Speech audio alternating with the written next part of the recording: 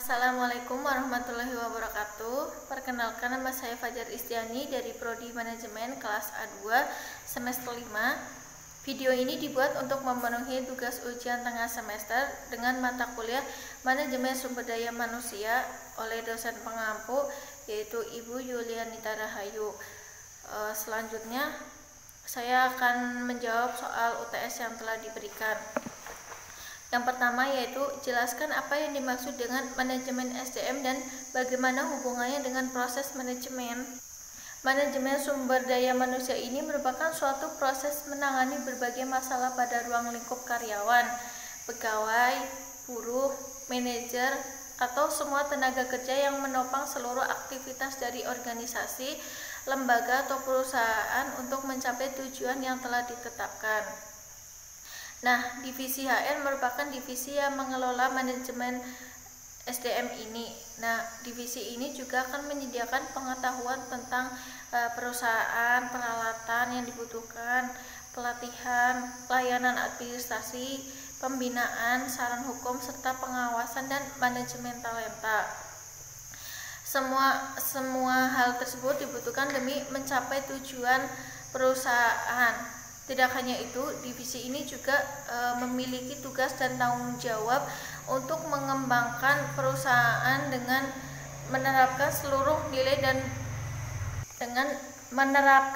nilai dan budaya perusahaan, dan juga memastikan bahwa perusahaan memiliki tim yang baik dan solid dan memahami pemberdayaan karyawan.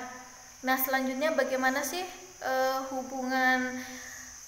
hubungannya dengan proses manajemen? Nah, karenanya MSDM ini juga menjadi bagian dari ilmu manajemen yang mengacu pada fungsi manajemen dalam proses pelaksanaan, proses-proses perencanaan, pengorganisasian, staffing, memimpin dan mengendalikan sesuai dengan fungsi MSDM, yaitu hal ihwal staffing dan personalia dalam organisasi yang mencakup analisis tugas atau jabatan, rekrutmen dan seleksi calon tenaga kerja, orientasi, pelatihan, pemberian imbalan, penilaian dan pengembangan SDM, karena sebagian atau seluruh tugas tentang penempatan personalia yang tepat untuk tugas yang tepat, organisasi, pelatihan, pemberian imbalan, promosi, pendisiplinan, serta penilaian kerja untuk perbaikan kinerja merupakan tugas setiap manajer. Maka skop MSDM mencakup seluruh tugas tentang SDM yang diemban oleh setiap manajer. Nah, dan semua aspek manajemen SDM demikian strategis dan demikian luasnya, maka MSDM melibatkan banyak aspek, terutama dengan faktor-faktor lingkungan internal organisasi yang mencakup kekuatan dan kelemahan, serta lingkungan eksternal yang mencakup peluang dan ancaman. Tantangan manajer masa kini adalah merespon perubahan-perubahan eksternal agar faktor-faktor lingkungan internal perusahaan menjadi kuat dan kompetitif. Selanjutnya soal nomor 2. Berikan contoh mengenai bagaimana konsep dan teknik manajemen SDM dapat berguna bagi semua manajer. Yang pertama mungkin melakukan analisis pekerjaan, menentukan pekerjaan setiap karyawan itu dapat dilihat dari kualifikasi kebutuhan SDM dan disesuaikan dengan potensi SDM yang memenuhi kualifikasi tersebut. Yang kedua mungkin merencanakan kebutuhan tenaga kerja dan merekrut karyawan. Dengan adanya manajemen SDM untuk merekrut karyawan bisa dengan cara diantaranya itu menggunakan kuesioner, menetapkan kualifikasi yang sesuai dengan kebutuhan SDM dalam suatu perusahaan, dan dengan wawancara atau interview. Selanjutnya setelah melakukan interview atau wawancara, saatnya manajer SDM itu menetapkan calon karyawan yang sesuai dengan kualifikasi. Selanjutnya mengorientasikan atau melatih karyawan-karyawan baru. Nah, selanjutnya mengatur upah dan gaji. Dalam hal ini manajer SDM melihat kinerja karyawan yang berhak menerima bonus maupun kompensasi. Selanjutnya soal nomor 3, sebutkan dan jelaskan teknik-teknik perencanaan SDM. Sebelum mengetahui teknik-teknik perencanaan SDM, kita mengetahui terlebih dahulu apa itu langkah-langkah perencanaan SDM. Yang diantaranya itu yang pertama ada analisis faktor-faktor penyebab perubahan kebutuhan SDM, yang kedua peramalan kebutuhan SDM, terus yang ketiga ada penentuan kebutuhan SDM di masa yang akan datang, yang keempat itu ada analisis ketersediaan SDM dan kemampuan perusahaan, yang kelima ada penentuan dan implementasi program.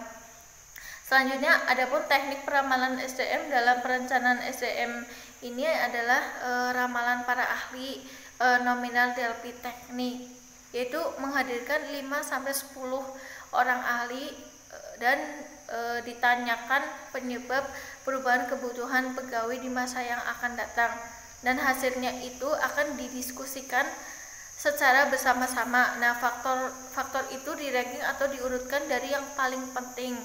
DLP teknik ini bila para ahli tidak dapat berdiskusi secara bersama, perencanaan SDM meminta pendapat masing-masing para ahli, kemudian disimpulkan perkiraan manajer. Itu kebutuhan SDM diperkirakan oleh manajer puncak, kemudian diberikan ke manajer di bawahnya ataupun sebaliknya.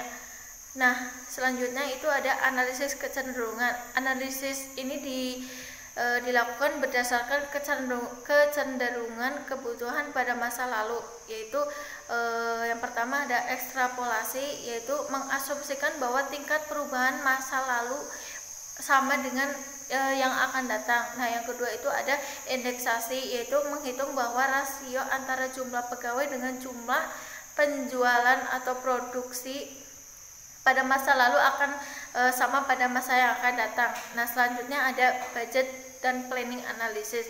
Nah, budget dan planning analysis ini merupakan jumlah budget yang telah disetujui, yang di dalamnya berisi jumlah kebutuhan pegawai pada setiap departemen di dalam suatu perusahaan. Selanjutnya ada new vendor analysis. New vendor analysis yaitu menghitung jumlah tenaga kerja yang dibutuhkan dengan membandingkan dengan pembukaan usaha baru yang pernah dilakukan oleh perusahaan lain. Selanjutnya ada komputer analisis. Komputer analisis yaitu suatu program perhitungan yang dilakukan oleh komputer melalui rumus matematika, rasio atau indeksasi dan ekstrapolasi secara bersama-sama. Nah, selanjutnya soal nomor 4. Yang keempat itu jelaskan bagaimana Anda akan melakukan sebuah analisis pekerjaan. Nah, pertama itu analisis pekerjaan adalah informasi tertulis mengenai pekerjaan apa yang harus dikerjakan dalam suatu perusahaan agar tujuannya tercapai. Analisis pekerjaan itu perlu dilakukan agar yang pertama itu dapat mendesain organisasi dan menetapkan uraian pekerjaan. Yang kedua itu spesifikasi pekerjaan. Yang ketiga menentukan evaluasi pekerjaan. Pengertian analisis pekerjaan berbeda dengan studi gerak atau motion study. Analisis pekerjaan sendiri itu menganalisis pekerjaan apa saja sih yang harus ada dalam perusahaan agar tujuannya tercapai. Nah, sedangkan studi gerak itu mempelajari gerakan-gerakan yang paling efektif dan paling efisien demi tercapainya tujuan organisasi atau perusahaan tersebut. Nah, selanjutnya langkah-langkah analisis pekerjaan itu yang pertama menentukan pengguna hasil informasi analisis pekerjaan. Nah, artinya itu penganalisis harus tahu informasi ini nantinya untuk siapa. Nah, karena hasilnya akan digunakan untuk menentukan jenis data yang dikumpulkan dan metode pengumpulan datanya. Yang kedua itu ada mengumpulkan informasi tentang latar belakang organisasi. Hal ini seperti data bagian organisasi, bagian proses, dan uraian pekerjaan. Yang ketiga itu menyeleksi muwakal jabatan yang akan dianalisis. Artinya penganalisis harus memilih beberapa muwakal jabatan untuk dianalisis. Tujuannya untuk menghemat biaya dan efisiensi waktu. Yang keempat itu mengumpulkan informasi analisis pekerjaan, mengadakan analisis pekerjaan secara aktual, menghimpun data tentang aktivitas pekerjaan, perilaku karyawan, kondisi kerja, dan lain sebagainya. Selanjutnya yang kelima itu ada meninjau informasi dengan pihak-pihak yang berkepentingan. Informasi tersebut hendaknya diverifikasi oleh pekerja yang akan melakukan pekerjaan itu. Terus yang keenam ada menyusun uraian dan spesifikasi pekerjaan. Yang ketujuh itu ada meramalkan, memperhitungkan perkembangan perusahaan. Selanjutnya nomor 5, apakah menurut Anda semua perusahaan benar-benar dapat berhasil tanpa deskripsi pekerjaan yang terperinci? Untuk saya pribadi, apakah perusahaan benar-benar dapat berhasil tanpa deskripsi pekerjaan yang terperinci? Saya menjawab tidak. Mengapa? Yang pertama itu karyawan harus mengerti atau memahami tentang job desk. Nah, suatu job desk itu tentu sangat diperlukan di dalam dunia kerja, sebab batasan-batasan yang jelas tentang suatu pekerjaan itu bisa dijabarkan di dalam job desk ini. Nah, hal ini yang mendorong seseorang akan bekerja secara maksimal. Nah, pendapat kedua saya, mengapa saya bilang tidak, karena jika setiap karyawan tidak diberi job desk yang detail, maka akan terjadi kebingungan dalam pekerjaan. Apabila ada deskripsi pekerjaan yang detail, maka pekerjaan itu akan lebih teratur dan pengelolaan tanggung jawab akan terarah sehingga perusahaan akan berhasil.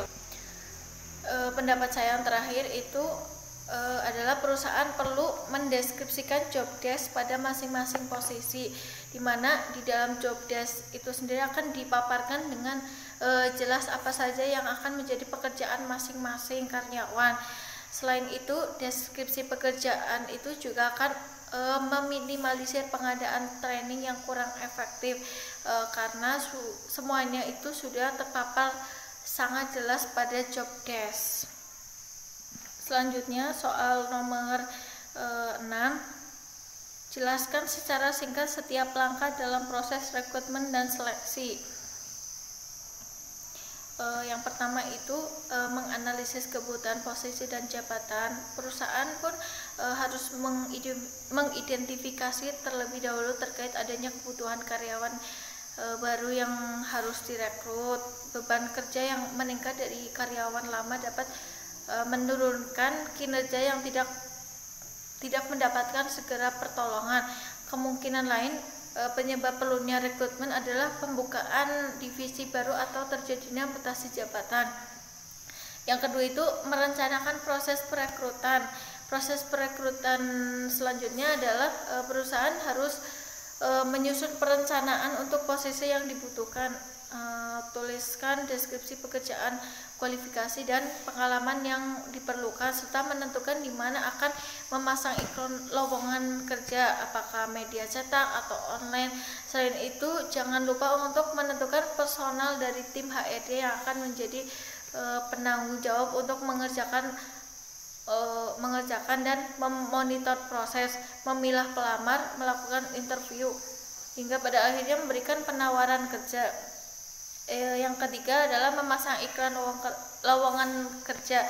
Nah, tim HRD akan membuat pengumuman secara internal mengenai lowongan kerja baru untuk mendapatkan dari SDM yang sudah ada. Kemudian pilihan media untuk memasang iklan lowongan pekerjaan seperti media cetak atau online yang memiliki pangsa pasar pembaca yang sesuai dengan kebutuhan perusahaan. Nah, selain itu, tim HRD juga akan menggunakan jasa portal khusus pencari kerja secara online seperti Jobstreet, Indojobs, Karir.com, dan lain sebagainya. Kemudian yang keempat itu memproses lamaran kerja dan melakukan wawancara. Nah, tim HRD juga dapat menggunakan telepon untuk melakukan wawancara singkat atau prawawancara untuk meyakinkan bahwa calon tersebut sesuai atau cukup berkualitas untuk diundang wawancara langsung. Informasikan kepada kandidat bahwa sebelum wawancara itu mereka harus mengisi formulir lamaran kerja, izin bagi perusahaan untuk melakukan pemeriksaan latar belakang, referensi, dan lainnya. Jika diperlukan, lakukan wawancara langsung tahap kedua setelah memeriksa latar belakang, referensi, dan lainnya. Yang kelima itu memilih kandidat yang sesuai dengan membuat penawaran kerja. Jika sudah melakukan semua langkah di atas, maka tim HRD siap untuk memilih kandidat yang sesuai dengan kebutuhan perusahaan. Kemudian persiapkan penawaran dan kontrak kerja yang sesuai dengan posisi dan jabatan tersebut. Buatlah surat pemberitahuan dan ucapan terima kasih kepada para kandidat yang belum diterima bekerja. Lakukan langkah ekstra ini untuk membuat citra perusahaan menjadi lebih baik di mata para pelamar kerja. Pada saat memanggil kandidat terpilih, yang perlu dilakukan adalah menegosiasikan gaji serta tunjangan perusahaan seperti lembur, jaminan kesehatan, dan lain sebagainya. Jangan lupa untuk memberitahukan tanggal kandidat mulai bekerja sehingga memiliki cukup waktu untuk menyelesaikan tugas di perusahaan sebelumnya. Yang keenam itu menerima karyawan baru. Akhir dari proses rekrutmen adalah menyambut karyawan baru perusahaan dengan ramah, karena impresi pertama yang baik akan menentukan hubungan kerja yang baik pula. Ajaklah karyawan baru untuk berkeliling kantor atau keliling ruangan dan perkenalkan dengan beberapa karyawan lain untuk membuat karyawan baru merasa diterima dengan baik. Soal yang ketujuh adalah untuk jenis pekerjaan, apakah menurut Anda wawancara tidak terstruktur menjadi bentuk yang paling tepat? Jelaskan alasannya. Wawancara tidak terstruktur adalah interview yang tidak memiliki arah pembicaraan dengan jelas. Nah, kelebihan dari wawancara jenis ini adalah pembicaraan akan berlangsung dalam suasana yang bebas dan santai. Namun wawancara jenis ini memiliki kelemahan, yakni pembicaraan akan menjadi tidak karuan atau tidak fokus sehingga mudah menyimpang ke arah lain. Mungkin jenis pekerjaannya seperti SPG atau penjaga toko. Nah, biasanya perusahaan tersebut akan mewawancarinya dengan cara tidak terstruktur. Jadi seperti wawancara kayak ngobrol-ngobrol santai, karena yang utama itu calon pelamar ada kemauan, ada keinginan untuk bekerja dan mengejar target yang telah disesuaikan oleh perusahaan. Tetapi dalam wawancara tidak terstruktur ini pun meskipun ngobrol seperti biasa, tapi pihak HRD akan menanyakan ke arah yang seperti pencapaian apa sih yang untuk dilakukan untuk kedepannya begitu. Selanjutnya yang terakhir, nomor 8, jelaskan mengapa penetapan kebijakan kompensasi harus sejalan dengan strategi bisnis perusahaan. Kompensasi adalah seluruh imbalan yang diterima atau diperoleh oleh seorang pekerja atau jasa atau hasil dari kerjanya pada suatu organisasi atau perusahaan, di mana imbalan tersebut bisa berupa uang ataupun barang, baik secara langsung ataupun tidak langsung. Kompensasi berupa uang ini berarti bahwa pekerja tersebut dibayar dengan menggunakan sejumlah uang kartal atas pekerjaannya. Nah, sedangkan kompensasi berupa barang itu hal tersebut berarti pekerja tersebut dibayar dengan menggunakan barang tertentu atau jasanya. Istilah kompensasi ini sangat berkaitan erat dengan berbagai imbalan finansial atau financial reward yang diberikan kepada seseorang atas dasar hubungan kerja. Kompensasi harus berjalan sejalan dengan strategi bisnis perusahaan agar tujuan perusahaan tercapai. Jika tidak, maka tujuan perusahaan tidak dapat tercapai sebagaimana mestinya. Nah, agar perusahaan dapat memantau pekerjaannya supaya lebih rajin dan lebih disiplin dalam menjalankan pekerjaan. Penyesuaian bertujuan supaya sesuai dengan apa yang dikerjakan di bisnis. Nah, terima kasih. Sekian dari saya pemaparan jawaban UTS Manajemen Sumber Daya Manusia. Bila ada kata-kata yang kurang berkenan, mohon dimaafkan. Terima kasih. Wassalamualaikum warahmatullahi wabarakatuh.